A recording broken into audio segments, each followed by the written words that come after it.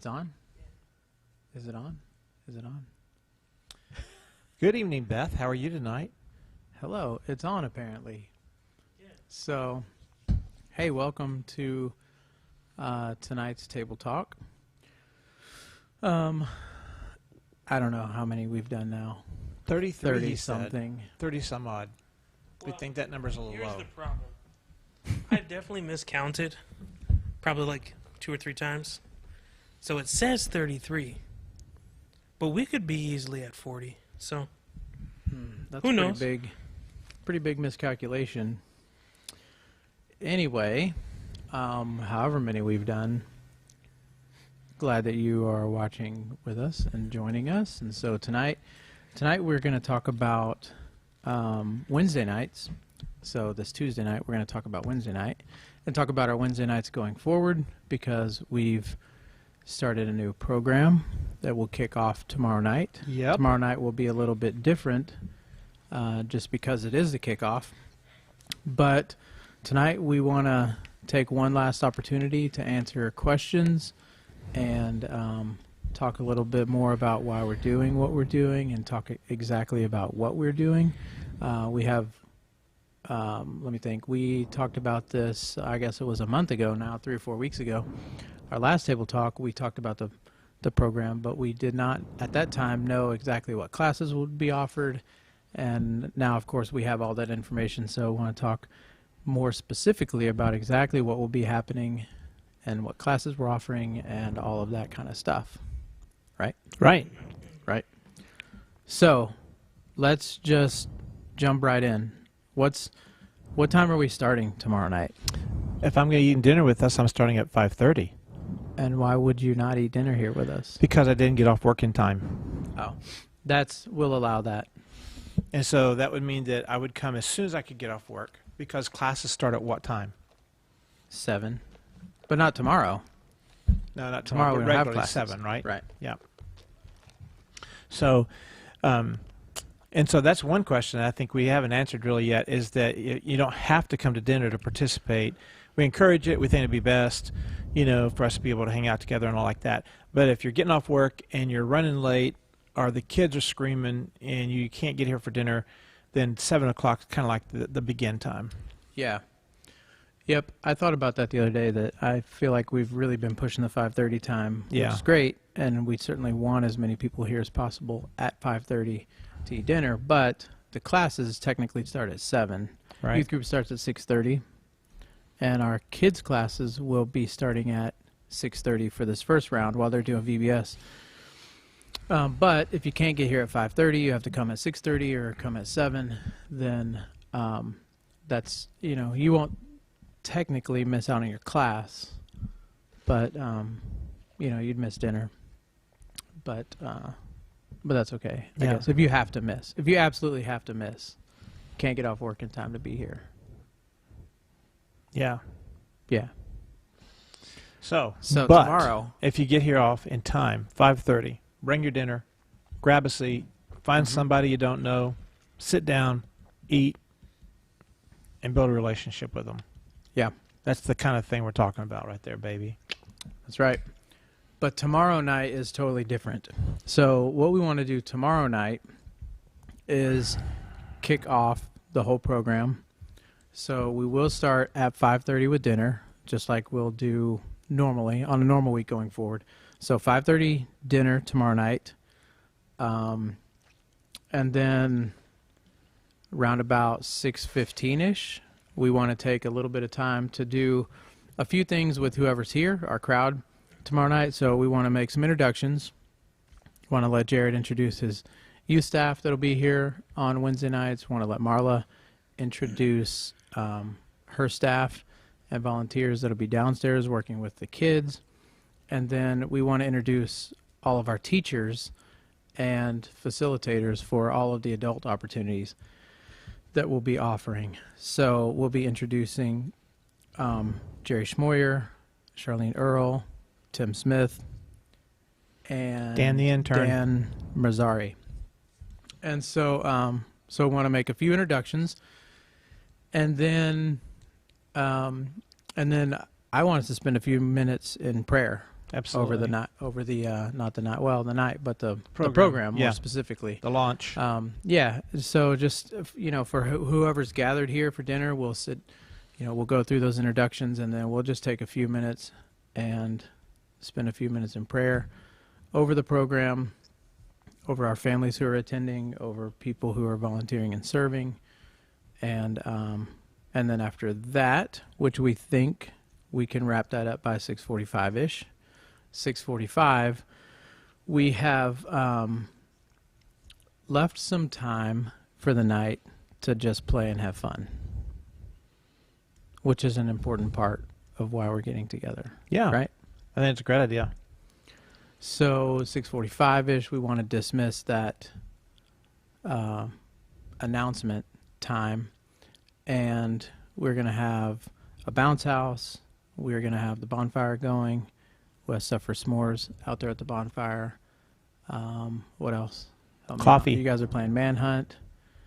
Yeah, we have coffee and desserts. So, so from like 6:45-ish on the rest of the night, we just have kind of left that time unstructured on purpose. Yeah. So that people will hang out and talk and get to know each other. And, that's a big part of why we're doing this. Obviously, we want to spend more time in the Word together. We want to grow together and stuff. But there's a little bit of downtime that is scheduled into the night as well. And it's for this kind of relationship building that Right. we've been talking about. Right. So I had one other thing that I wanted to say there. Oh, sign-ups. So the other thing that we would do during that time is I'm going to have a table set up in the auditorium here. I'm pointing like you guys can see. You can't see. We're on stage, so the auditorium's over there. I'm going to have a table set up in here with sign-up sheets. So a lot of people, I know we have a lot of parents that are signed up for the program downstairs. All of those parents have been told they should be in class during that time. They should either be helping out or be in class. So a lot of them, I was told, said they're going to take a class, which is wonderful. What's not wonderful is I don't have any of them on a sign-up sheet anywhere, so I don't know how many of them are taking a class or which class they're taking. So we'll have sign-up sheets here tomorrow night, and if you're taking a class, you can sign up. You can pick the class you want to take. The teachers will be here. Everyone's going to be here. So you could ask questions and find out more. Like if you're still undecided, you could find out a little bit more information about each class and figure out which one you want to sign up for. And so then we'll take that information and we'll use that to assign rooms and figure out, which classes need the bigger space and stuff like that next week. Right. So signing up is very important. And the link to the connection card is pinned in the comments section right here. Right here. And so you could scroll up in the comments and click right on that link if you already know which class you're going to take, and you can sign up right now. We could have more sign-ups by the end of this show. And then later tonight, there'll be an email that goes out that kind of highlights the classes again with the sign-up link in it again. Mm-hmm. And the Q&A from last week's email that went out, and just kind of giving you another opportunity and kind of like keeping it in front of us there and all. So that'll be available later tonight as well, so that folks who maybe don't see this right now, they can watch it later on, or they can go ahead and just sign right up. Yeah. Yep. Why are my comments disappearing? Mine are doing the same thing. You have to touch them to get them on there. That's weird.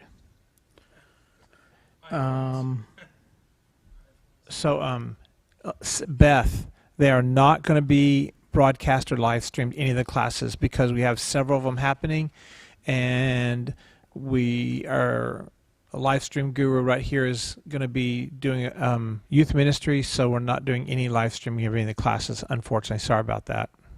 So that's a good question. That hadn't come up yet. So yeah. Hi, Abby. It looks like Abby Gaho Sarah's phone is including comments. That's good. Hi, Abby. So, all right. So let's talk a little bit about what classes we have. We have 4 classes for the adults, right? Right. 3 classes and 1 women's Bible study. So 4 opportunities. You're doing a class. I am. What's your class about? The class is based on a book by David Platt. He's a pastor down in Virginia at McLean Bible Church, and he was the former president of the IMB, the Mission Agency for Southern Baptists, and he wrote a book out of a trip he took to the Himalayas across Nepal, and he was journaling through that trip, and during the course of that trip, he just really sensed a movement of God in his heart, and a lot of stuff was coming out of him about it, a lot of really just challenging his values and challenging his some choices he was making about life. And out of that came this book about something's got to change. And it really has to do with responding to need in our world, and the way that we do that, or how we decide to do that, or what to do with the need, because the need is so overwhelming. And so it's a book that just talks about values, life values. It touches on evangelism. It touches on missions. It touches on responding to need. It'll go for the 7 weeks that we have for the class. I am currently, it's a book discussion, but there's also a video aspect of it, and I'm looking at the video right now, and so I'm going to look at that and see, maybe we'll use a lot more of the video and all, because I have a feeling that some people will shy away from reading the book. I'm not sure, so looking at that, but that's what the class is kind of based from. All right. Let me back up too and just say, going forward, we're going to always try to offer these 3 types of classes. Right. So I don't think we've said that tonight yet, but every Wednesday night, again, we'll go from now until Thanksgiving. We'll take December off. We'll pick back up in January, and then we'll be doing every Wednesday night until the summer. And so we're always going to try to have these 3 different types of classes: one book discussion, which is what you're doing this round, and then one Bible study, which is what Dan Mazzari will be teaching this round. He's going to be teaching the book of Ecclesiastes. So Dan is Tim's pastoral intern. Going to a Cairn right now? Yeah, he's a Cairn student. He has preached here twice. Twice, I think. Twice. Yeah, did a great job, I thought, both times. He'll be leading communion this Sunday. So is that right? Yeah, Very good, so Dan. he has a lot on his plate right now. He's taking a class at Cairn on the wisdom literature, as in well the Old as Testament, Hebrew. and so And other Ecclesiastes stuff. is on his mind right now. He's studying it, and so he said he wants to teach it, and I think that he's going to do a great job. So looking forward to that class. And so we'll always have a book discussion, we'll always have a Bible study, and then we will always have some kind of a topical class. So our topical class this round will be taught by your father-in-law. He's going to be teaching Jerry on Schmoyer. Jerry the one, Schmoyer. the only. Going to be teaching on spiritual warfare. And I'm sure that a lot of that is going to be informed by his time in India, where I'm sure that he's battled or witnessed a lot of spiritual warfare over there. So I'm going to be popping into that class quite a bit because I just want to hear it. I want to hear what he's teaching and I want to hear his stories. Really, I know he's not going to be working from one single text. He is going to work from the text. So he's going to be teaching from the Bible to teach the topical class, if that makes sense. But I believe it's a different text each week, looking at spiritual warfare from several different angles. But I want to hear his stories. So Yeah, really. I'm intrigued by that kind of stuff. Yeah. I'm sure. And he does a great time, or he does a great job every time that he teaches here too. He's taught, many times. Yeah, on numerous occasions. Here he preached a few weeks ago. He's done communion several times. Bible He study. taught the Seder. He's doing Sunday school right now Yeah. on Sunday mornings. On Joshua, I believe. Yeah. Yep. Grace said, that's Grace's dad. Grace said he did 15 plus years of warfare-centered counseling globally, even before he got to India. Did not know that. So. And she says Ecclesiastes is a meaningless book. Got him. All right. Where'd she go, by the way? She was just here. I thought we had a live studio audience again. She went home. Boo. All right. So we have those 3 classes, and then the women's ministry Bible study or women's ministry study is going to be My Heart Unveiled. Right. So Charlene Earl has just started to lead our women's ministry in the past couple of months. Kind of took it over. She's already doing a great job. She has connected a lot of women already to the ministry, and they're planning events, and she's already hooking people up for mentoring. It's kind of crazy how much she already has going yeah. in that area already, but it's very exciting. So she's going to be doing My Heart Unveiled, which is a book that she helped sort of write and edit Right. at her church out in California before they moved here, or moved back here, I should say.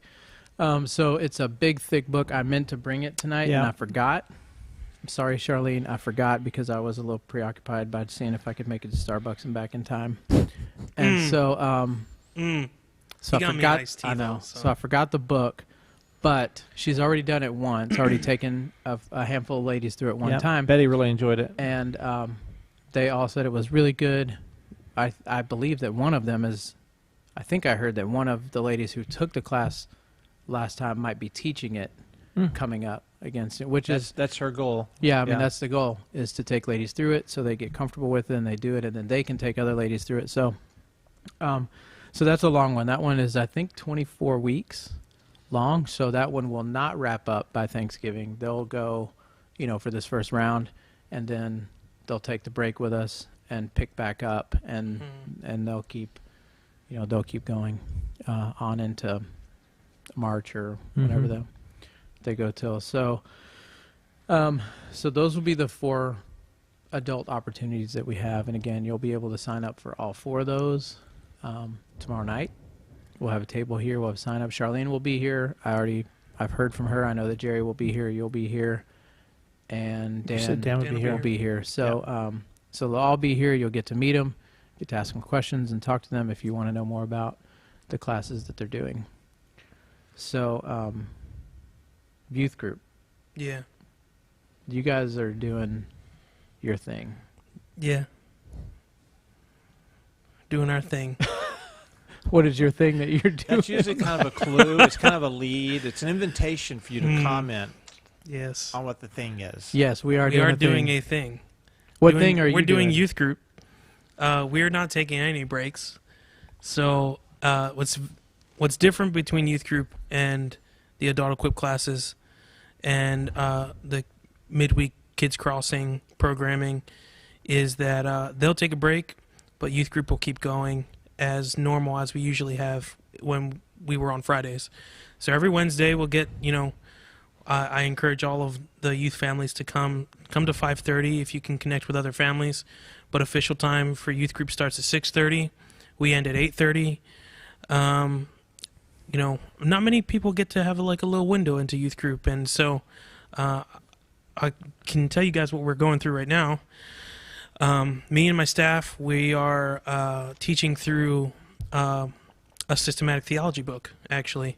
Wayne Grudem's Systematic Theology, his doctrine book, the abridged doctrine version of that book, and talking about key pieces of theology and doctrine that the church believes, orthodox theology, what we believe here at Crossing, and kind of just equipping students with the deep truths of God's Word and in church history and church tradition, and stuff that they should be thinking through about why their faith should be important to them.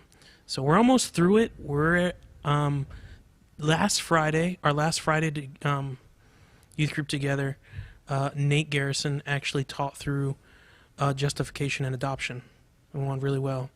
And this week is order of salvation, sanctification. My brain's everywhere. I think it's sanctification. And so we'll be talking about that. And when we get through the order of salvation, we're going to be going through, doctrines of the church, ecclesiology, some little bit of eschatology. And then that should be the end of the series. We've been in this series for it'll be a year. Oh, wow. When we get to January. It took us a year to get through everything So like I said, we've been going through the church doctrinal statement, what we believe here at Crossing, because I think our kids should know what we believe here at Crossing, and then giving them, those pieces throughout church history and Orthodox theology. Moving forward, we will be learning either, I'm thinking a series through Proverbs, and doing a kind of a wisdom series, just like maybe a 10 to 12 week series in Proverbs. And then That'll be this fall. when we're done the theology series. Right. And after that, I kind of always have what's going to come next and next and next, and kind of developing those. I think it may sound a little weird, but I've been reading a book called Gentle and Lowly by Dane Ortland. Yep. And it's been wrecking me really hard. If you can look it up, anybody out there, you're like, I need a really good book. It is the best book so far, and I'm not even done it. But just to give you a picture of Christ's heart for his people. And it's actually, that's what the subtitle is Christ's heart for sinners and sufferers. And it's just such a different book than I've read, and I can't put it down. So I'm actually going through it with Dan Andros. We're reading it together. So I'm thinking about doing a modified kind of like teaching through the scriptures about that. It's got a study guide with it for small group studies together.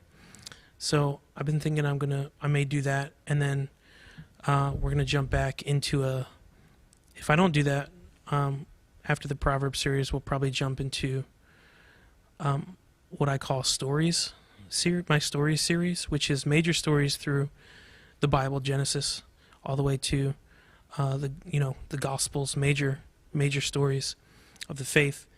And in those days, I give my staff and some other people throughout the church times to come in and share their testimony with our students, to kind of like bridge the gap. Like, here are Bible stories of testimonies about God's faithfulness to his people. Here's a testimony of God's faithfulness to somebody so that's kind of where I'm going with youth group. Good. That's what we're doing. But you're also going to do the topical study for adults on Wednesday nights in January on worship, right? A worship-related topic, right? Well, you let the cat out of the bag. Jumping I didn't know ahead. if I was supposed to Jumping do ahead. that. Yeah. So Sorry about that. You have to do it now. if you're looking ahead and you're like, these classes sound really good, just you wait. I will be not teaching for a month. I have like Nate Garrison and some of my other staff that will be teaching a series, like maybe a mini series, while I teach a quick class on corporate worship and what that is and why it's important. That'll be our January. Yeah, class. that'll be the Yeah. next. That'll be Yeah. next season. Good. Yep. I feel like I have to get on the ball and start reading that book now, since I'm the one who told you to buy it. I haven't read it myself. I'll be honest with Which you one, guys. Gentle and Lowly? Yeah. Yeah. So Betty's I've- asking I about know. it I have there. a friend who told me about it. Was like, It's you have to kept- get this book. It's the best book I've ever read. It's getting He's a a lot of pastor attention. friend who reads a lot, and so that was like a high compliment coming from him. And he was like, best book I've ever read. Mm. And so we found it a couple weeks ago at a book sale we went to. They had it there. It was super cheap. And so I grabbed a copy and I said, you got to get this. I haven't read it, but I've heard it's amazing. Picked it up. So I really appreciate the copy you got for me, too, guys. Thanks. I thought you'd already read it Sorry, because you just have that kind of heart for people. you do. And You I was do. like, wow, Well, Tim must have already read this book. I- 'Cause he's if so we're making Christ-like plugs for and- this book, I'll tell you guys, I'm going to buy you one. I've been like Yeah, I feel bad. I've been kind of emotional lately, a little bit Really? bit You? emotional. No. And the introduction made me just sob like a baby, like my son. I just like wept. Well, I have to get that book then. I I was have just it. like, It's sitting. "Dang." It's sitting right next to my bed right now on my table. I just haven't. I have a couple of books. Just sitting give me there your and I copy keep- then. Well, Maybe I already- I already- that I can't. maybe I already that wrote my should name in be it. a study. Someone read it and do it one Yeah. of the times for the quick Yeah. classes. I'd do it. I already have like 2 other things I want to do for the discussion group, so I've already got all these discussion things in my mind already, Good. So I have the book discussion schedule lined up for a long time now.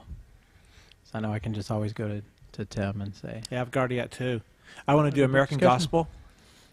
as a book discussion, although it'd be video. I want to do American Gospel, and then I also would love to do Confessions of a. Oh my gosh, Rosario Butterfield's first book, Confessions of an Unlucky Convert, and then I'd also like to do a discussion on her book, Hospitality Comes with The Gospel Comes with the Gospel House Key. Comes with the House Key as well. Yeah. So We're talking about future stuff. These people want to know about tomorrow. No, but they might want to know what's coming up in the future Oh, maybe, too. maybe because- it drums up some Exactly. excitement. Yeah. It's exciting to We're- me to know that we already know what we're doing in January. We're already planning ahead. What is the Bible study in January? Never mind. We're a church. I don't know that one yet. We're Yeah. a church. Okay. I'm out of here. I don't know every class Yeah. yet, but So but I know some of them. yeah. I'm not sure yet. Maybe. But I know who. The Beatitudes. I know who will likely be teaching it, Good. and he's a good teacher. Good. All right. So that's all I can say. Is it you? I can't. No, it's not. It's not me. I wouldn't. No, wouldn't but say you that would about make a myself. comment. Yeah, you would. Yeah, you're right. I would. But it's not me. No. No. You guys But he know- is a good teacher. You guys watch The Muppets? 30 Have you guys years seen ago. The Muppets? And the two old men? Yeah. Except there's three of us. I feel like that's the Yeah. comedy sketch happening right now. So go ahead and let's talk about what the thing that I want to talk about for Wednesday nights. Mm-hmm. Mm. The more important stuff. No, not the more That's all important. details so It's- far. It's not more important. It's the Melissa already wants when we're doing the Gospel Comes with the House Key. It would be in the spring, Melissa. It'd be in the spring if we did it. I mean, we don't have an order for that yet, but it would be in the spring since the Platt book will take us through the Thanksgiving break, and then we'll pick back up in January. And the keepers of the Wednesday night studies want the book discussions to be 4 weeks or 8 weeks. Mm-hmm. So it would be in the spring sometime or another, whether it be the first one in January or after that. It depends. If the demand is high enough, then we would maybe move it around and make it the Or January if I had one. somebody who really wanted to lead it, Mm-hmm. I really want to Mhm. lead it. but you can't lead all of them. Oh gosh. You already have You already You preach. said you've got, you preach like- every Sunday. every week you come in and tell me you have another book discussion you want to do. I know it. I do. There's so many good books out there, and so many good things that we can learn from them and all. So, yeah. So, Melissa, so you're interested in the Gospel Comes with the House Key? Yep. I hear that. Yeah. Yeah, I hear it too. So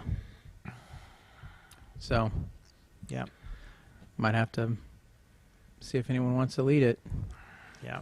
My wife told you to share. Share. I know. I didn't learn how to share very well as a child. So, the big thing, and this is going to be an email that comes out tonight, is that, and I say this in the email too. So this is a little bit of a preview, and that's that there's been something that I've been trying to articulate about discipleship in community and how Wednesday nights are supposed to do that. And it's been that thing about being together with each other. And it's that thing about like that when we're together, it has the opportunity and the potential for really good discipleship to happen, really good relationships to be built. And the context of those relationships, it's this encouragement, it's this challenge, it's this good stuff, good gospel, beefy stuff can happen. And yesterday I stumbled across an article from 9 Marks, and it's been out for a couple months now, but it talks about that it's in those little comments, those little discussions that happen before church and after church. And in this case, it'd be, at dinner on Wednesday nights, and it would be, going into the classes on Wednesday nights and after the classes on Wednesday night. And this goes true for our small groups as well. But it's that these little discussions that happen, and the author's making a case for how that there's so much discipleship, so much biblical doctrine, so much biblical ethics and behavior that gets communicated in small discussions before and after church, or and kind of like water cooler kind of discussions, and they're unscripted, they're impromptu, and that but they become really valuable over the course of time, and it's really true. That and you think about for yourself about something that someone says to you before church, after church, something like that, and how meaningful it was, and how it sparked a thought in your mind that the Lord began to use, and he began to kind of roll it over in your heart until it became something that he was really wanting to use, and a direction he was drawing you towards. And so that's what we really see the value of Wednesday nights of being. And that doesn't happen unless we're together. And so it's another good reason. And some of you guys have been saying that you feel like you want to be with each other again, and you're missing that because of Sunday mornings and 2 services.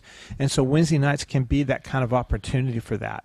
That's kind of the big deal for that. So any thoughts or any other things like that if we've talked about that, you guys would comment on?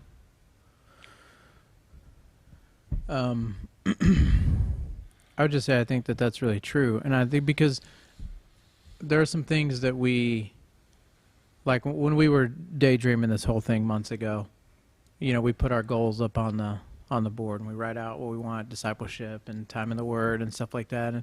And so there's those big, kind of major benefits to what we're doing. Taking a class, learning, growing, being in the Word, having time to build relationships. So we're all aware of those kind of big benefits that come from attending a program like this. But what you're talking about, I think, are more of like unintended benefits. Like there's like we that's the kind of stuff that doesn't end up on paper or on the whiteboard when you're planning something like this. But it just happens. It happens every Sunday morning, and it will happen here, especially over dinner and those times in between class, go get a cup of coffee, whatever. And so you've got, you have people talking, and you have all these different generations of people kind of rubbing shoulders with each other that in many other cases don't. And so there's benefits there that we didn't really set out necessarily to make that happen, but it just does, and I think that was the point of the article that you're referencing, that so much happens there. Somebody knows that somebody else is going through something, and so they just end up in a conversation about it. Stories get told over that time. These little small encouragements, connections happen over that time. Oh, I know that so-and-so went through something similar last year, and so you make a connection like that, and all those things happen, but we didn't necessarily set out to make those things happen, I think, is what I'm saying. They're sort of you can't plan them. Right. Yeah, and that's part of why they're so valuable, is they're unscripted, they're unplanned, they're spontaneous, and so that's just the way that the Holy Spirit works through drawing his people together, and I think that's what it means for us to minister to each other. Yeah. Like that. And so this is another opportunity for people to minister, to be ministered to, and to minister to other people. So for our people who are thinking, well, I don't really have, I don't know where I'd go, or maybe this isn't really for me or whatever.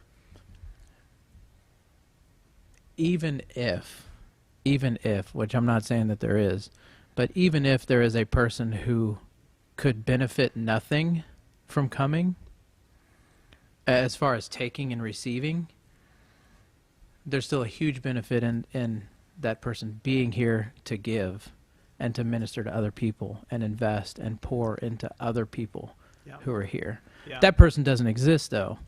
Every person can be here to learn and grow and take something in, while I believe every person can be here, too, to pour out and give and invest at the same time. So... Yeah, and I think it's kind of like by being here, or being in that small group, or being on Sunday mornings or Wednesday nights, whatever it is, you're putting yourself in God's way.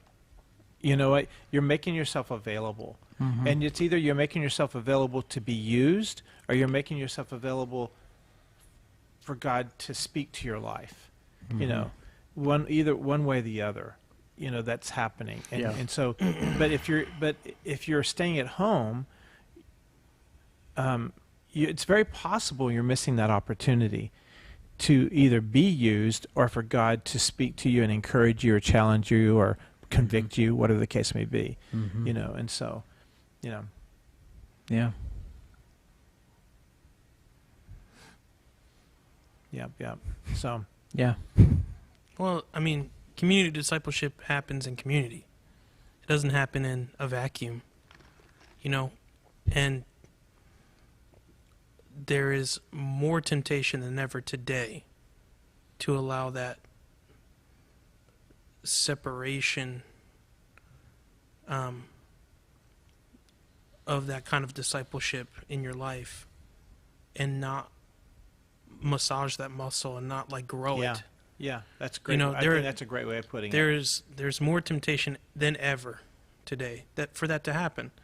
And so, you know, like small moments like in my own life just recently where just this past Sunday I saw Sue Nestor for the first time after Thomas passed. She is a great blessing. And the first thing she says to me is, I'm sorry your grandmother passed away. I know. And I'm like, she's just like no, that. I'm sorry. Like, your husband passed away and is with the Lord now. She was like, well, he's better now. Yeah. And then we gave each other a hug. Yeah. And that's just one moment of many moments that I've experienced in my interpersonal, like, physical presence with people. Like, as Pastor Tim says, people make a party. You know, it's not true. a Bible verse. It's not a. But I think it's it is. a life I think principle. I think it's biblical too. You know what I mean? From Like when we talk about the physical nature of what church is, it's what it is. That's what it is the gathering of God's people. That's the inherent nature of ecclesia. Yeah. And how we grow together and how we, you know, as they used to say, do life together, or, you know, whatever whatever your preferred thing. Exactly. Those things are important. And the small moments are moments that we can't quantify when we were planning this stuff, but arguably are more impactful long term for people, you know, in the long run. Yeah. Not to say that the classes like we have going on this first round, they're going to be amazing. I think they're going to be super great. You know, Ecclesiastes, you know, something's got to change, spiritual warfare, you know, My Heart Unveiled, those things are going to be super beneficial. But it's not just the classes, it's those conversations with those people. It is. It's the being conversations together. with people that are in the class with you. Yeah. It's the being togetherness of it all that changes it. So then let's talk about this. It's that, you know, so someone comes and they're and by listening to us talk and everything, they've been convinced that being here might be a good thing. Well, let's say they're not convinced, but they're willing to give it a chance, all right? And so and I'm going to be so bold as to say that I'm probably speaking to some of our older Christians, some of our Christians that don't have children, don't have students, and they're not sure that this is something that they really need in their lives. And so I'm asking you to go ahead and just test God.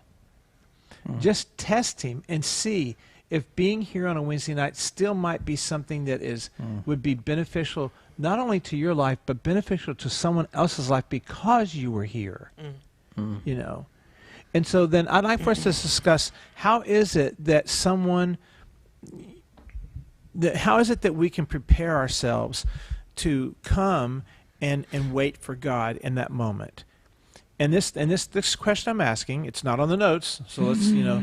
Well, that's good because we've already worked through the notes, and I'm looking at the clock going, well, we still have a lot of time. So let's think about, like, how is it that someone can come on a Wednesday night and prepare themselves for that unplanned moment, that unplanned God moment. You know, and the same thing is true for small groups, and the same thing is true for Sunday mornings.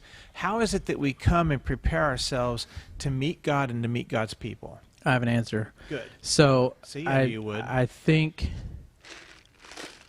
we've talked a lot about discipleship and community here, and that's what we're pushing is the gathered nature of being here, being in other people's presence, and all those unscripted moments, the collection of small moments. I think I saw Grace said that earlier, and I thought it was really good. we encourage each other in the collection of small moments. That's what, we've talked a lot about that, the communal nature of this, and how we need to be here, we need to be learning and growing together. And so we've been pushing together. I don't want us to send the signal that because we're saying you need to be here, you need to be doing discipleship in community, what we're not saying is that personal alone time discipleship is bad. No, not at all. Because that's what a lot of people, I mean, we may have people who have a wonderful personal life of discipleship where they're reading and they're praying and they're studying and they're growing that way. We're not taking anything away from that, but we're saying you need this as well. I think that in order to have sort of a well-rounded approach to discipleship, you certainly need alone time, just you and Jesus, you and the Bible, reading, praying, studying. We certainly grow that way, and God uses that time to grow us. But I think that works in tandem with discipleship and community too. And so all of that is to say that's how we prepare ourselves to come and do what you're talking about, which is to come and be prepared for those moments. How do you prepare yourself for that unscripted moment when Right. when somebody, you find yourself in a conversation where you're needing to minister to somebody? We prepare ourselves for those moments by doing that alone time, personal discipleship where we're reading and we're growing and the Lord is growing us on our own. So then we're filled up in a sense when we come here. I mean, we're filling ourselves up here too in a different way, but that alone time, and very often, is that time for the Lord to fill you so that when you get into the presence of other people, Exactly. and you find that person that you need to pour into, you've got it. Yeah, exactly. You can't give what you don't have. I mean, I don't think it's uncommon at all for you to be reading something in your own personal private time, and you're not going, why is it that I'm reading this? What is God trying to teach me in this? Mm-hmm. And that he has you do that so that when you're with a person the next day, the next week, you're like going, this is why God is teaching me that so that I can share it with someone else, Or I mean, the ability to be an ear to somebody, it's kind of a term that some friends of mine and I came up with in college, but, don't be a blessing blocker. You know what I mean by that? Yeah, it's like, explain it. So, maybe, yes to everything that Steve said, and also by being here, even if you were that one person, who couldn't even get anything out of any of the classes, God using you in other people's individual lives is all the more important, So, like, I think of, like, very seasoned Christians at our church, who have gone through a number of things that are younger families, and we have an increasingly growing number of young families, being able to speak into their lives, just being available to get to know them. I mean, what a wealth of fruitful, treasure that could be in a person's life, that would, any number of conversations could come up, and it's hard to quantify those things. It's hard to talk about those things in any type of way because they're so organic in the nature of the things. Moment. Yeah. But it's ethereal to us now. Yeah. But they really aren't, in practice. But that's what the Christian life is. You know what I mean? Like when, if you're one of those seasoned Christians who have gone through a number of things, who have been through the ringer, who've experienced, tremendous blessings of the Lord, to being in the lowest valley, in Psalm 23, and then sitting with somebody and they're going through a similar thing that you went through, just being able to talk about that. They're like, There's nothing else like that. And that's what, that's what 2 Corinthians 1 is talking about. When he says that in the way that God has comforted us, that's the very thing that he intends for us to comfort others with. And so if you've had a particular life instance, episode, experience is the word I'm looking for. If you had a particular life experience where God has taught you something, that's the very experience God is going to take in your life and ask you to share it with someone else. And so there's just and that's why we need to be around each other, and that's especially what we're hoping for to see happen in all this. There is a podcast I was listening to by Tom Askell and Jared Long something, I forget his last name, another Jared, not me, and Vody Bacham. It's called The Sword in the Troll. Yeah. So I really enjoy that, and they were talking about the nature of the church and the localness of the church. When we say the local church, what does that mean? And I think it means stuff like this when we're talking about not being willing to, let go of the localness. That's the best thing I can call it.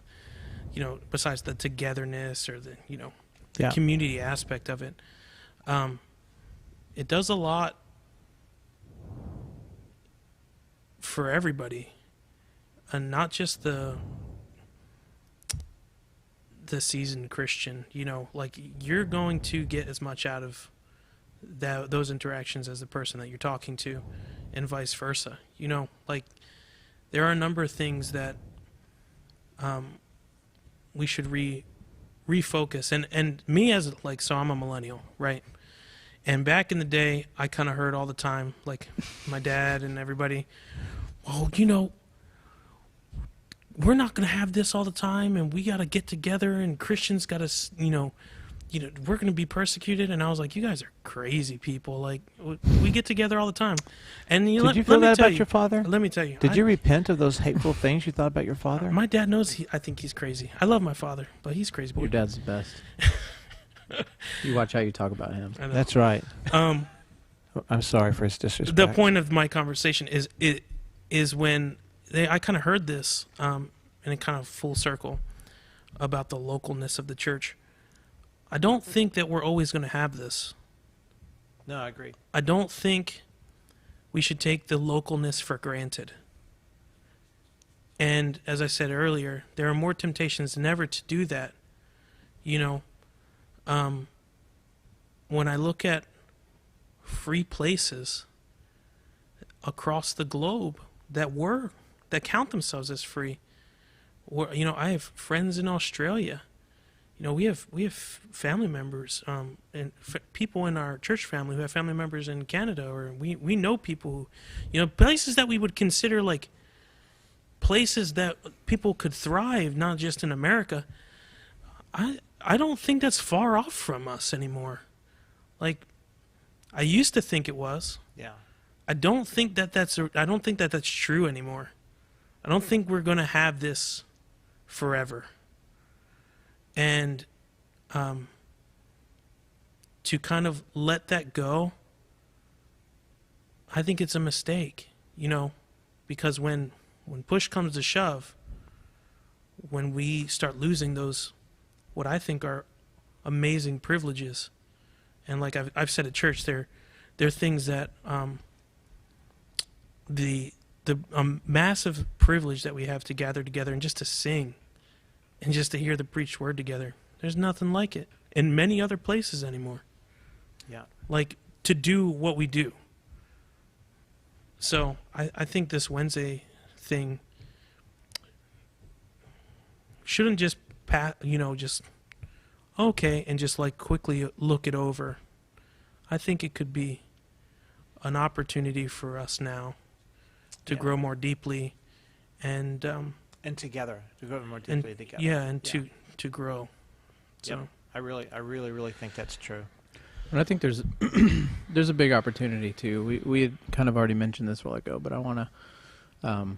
I thought about something else as we're sitting here. There was we were talking earlier about the more seasoned Christians who are here and some of the connections and being able to invest in younger. When you started talking about younger families and what a blessing it was to have so many younger families in our church now, it made me think one of the benefits of overseeing the women's ministry is that when they do events, I get to come and eat all the food. Not all the food, but I get to come and eat some of the food, which is always amazing at their events. But I come and I kind of like have that excuse because like, oh, I'm going to check in and see how it's going while I'm fixing a plate. And so at the brunch that they did a couple weeks ago, it was I was very encouraged. Charlene was very encouraged. It was I think I can share this. There was nothing secret, but it was there were a large handful of some of our younger ladies who were here, and I thought they were the most enthusiastic in the room about the opportunities to be mentored. Mm-hmm. So Charlene started talking about mentoring and talking about wanting to connect some of our older ladies to some of our younger ladies and create some mentoring opportunities there. And I think if we just I think we've probably heard it from some of our older Christians. Well, they don't want to, they don't want to spend time with us, or they don't want to, I mean, I can kind of imagine that that's probably the attitude that some of our more seasoned Christians might have, that these young girls don't really want anything to, and same for the guys too, right? But I witnessed it with the girls, so I can say that for sure. But these younger girls who were here, they were like, they want to be mentored. They want to be connected to an older lady who wants to mentor them. And they were like enthusiastic about it. Really great. And so I was super pumped about that. Charlene was really pumped, and we were like, can you believe like the desire with these girls to want to be mentored by some older women? It was very encouraging. So now we've got to figure out how to make that happen, and I think that it's already beginning to happen. And so it's very encouraging. But all that to say, that's another thing that can happen here on Wednesday nights. Yeah, this is an opportunity, and connections right? happen. This could be an opportunity to facilitate that, where I can very much see it happening, where an older person, a younger person decide to kind of enter into this mentoring relationship, and Wednesday night dinner is where they get together for a few minutes and talk about how's your week going, what can I pray for you about, that kind of stuff. What are you dealing with? What are you studying right now? What's the Lord teaching you right now? Wednesday night would be a built-in opportunity for some of those mentoring relationships to happen. Yeah. Here, dinner, in between dinner and a class, after a class, you get together for a few minutes or whatever. So, and there's built-in time into the schedule for those kind of discussions to happen. Yeah. So yeah. Yeah, there is some built-in time because just the way that the schedule works, there are some gaps. We're hoping that they're not too large a gaps, where we start to lose people or people lose interest or whatever. But like between dinner and the class start time, there is a little bit of downtime there. I mean, our plan is to have coffee, and and so some people would be dropping their kids off at one thing or another, and then get into class. But there is a little bit of time. It's not like we're not rushing anyone out of dinner to go to a class. There is a little bit of time, and we've left that time specifically because we're hoping that people will start up these conversations and that people will have those unscripted moments. And so we've sort of built in some time for that. So really thinking that there is some value in that, in what can happen here relationally. Yeah. So this is not just show up and go to your class and leave. You could do that, I guess, and you'd still benefit from what you learn in the class, but you'd be missing out on quite a bit too. Yeah. I think if you did that. So I'm very encouraged with the the planning that's been done and trying to think through the opportunities and everything like that. And I think we're at a place now. I mean, we're 24 hours away, and I think we're at a place now where it's like we're waiting on God now to move in the hearts of His people here at Crossing, for them to see the opportunities, and then for them, and then in a large part, it's for them to step into that and make those opportunities become something. Right. And so here we are. This Yeah, is kind of waiting on them now. Because at the end of the day, for all of our planning, it'll only be as good as the people who show up kind of make it. I mean, our teachers will be prepared. So I have no doubt that our teachers will be well prepared and that the classes will be good in and of themselves. I have no doubt that youth group is going to continue to go well, and that what VBS and what the kids are doing downstairs is going to be really great. But people have to show up. Those conversations have to happen. People have to be willing to sort of put themselves out there. Yeah. You have to be willing to enter into those conversations. You have to be willing to be used. And so Yeah. it'll, I think that we have prepared everything that we have control over. Now what's left is the part that we can't control, which is people showing up, being prepared to be here, and being prepared to enter into those relationships and dinner conversations and stuff that, that's the part that we can't really prepare for. Right. But that will, to a large degree, that will really sort of make or break the program, I think. That will, when we reevaluate at the end of this semester, that's one thing that we're going to talk about is like how effective are we? How successful have we been at people participating in the dinner portion and that coffee time in between, Yeah. and how, are people taking advantage of that? Is that helping to create connections? Is that helping to create relationships? Yeah. Because that's been one of our goals too. It's not, like I said, it's not just show up, take a class, and go home. Yeah. And so, we're running out of time here. Running We're not out of running time here. Yeah, we're winding down our time here. And so today, as a staff, we just spent our entire prayer time today praying for tomorrow night and for the nights to come after that. And so we're just asking for all the ingredients to come together. It's people coming together over God's word, and then asking God's Spirit to energize all that, so that divine moments, divine appointments, really teachable moments. And so us coming into this time frame looking for God to do something special. And so that's what we're doing. So we're asking you to show up for tomorrow night and look for God to do something special in your life. Ask Him to use you or use someone else in your life through His word, through His people, to do something really special. So Yes. good deal. Yep. Yeah. So now there's an email. Yep, it'll That be they going can out be- tonight. As soon as we get this link done, we'll send it out, and it's kind of like a sign up for classes. And if someone missed the this tonight, they can watch it, and stuff. And yeah, Yeah. Okay. So so look for that email. The link to sign up, if you have not already, is pinned in the comments. Right there in the so bottom. you can go and click on that, pick the class that you're going to be in, and sign up. As soon as we hit end on this stream, I'm going to go check, because I have these little names that pop up here. It says so and so is watching, Jack Heverly is watching, Betty Jo Smith is watching, Grace Kane is watching. So I'm going to go and look for some of those names on the sign up and see who signed up for class. all right, that's good. So all right, that's all for tonight, right?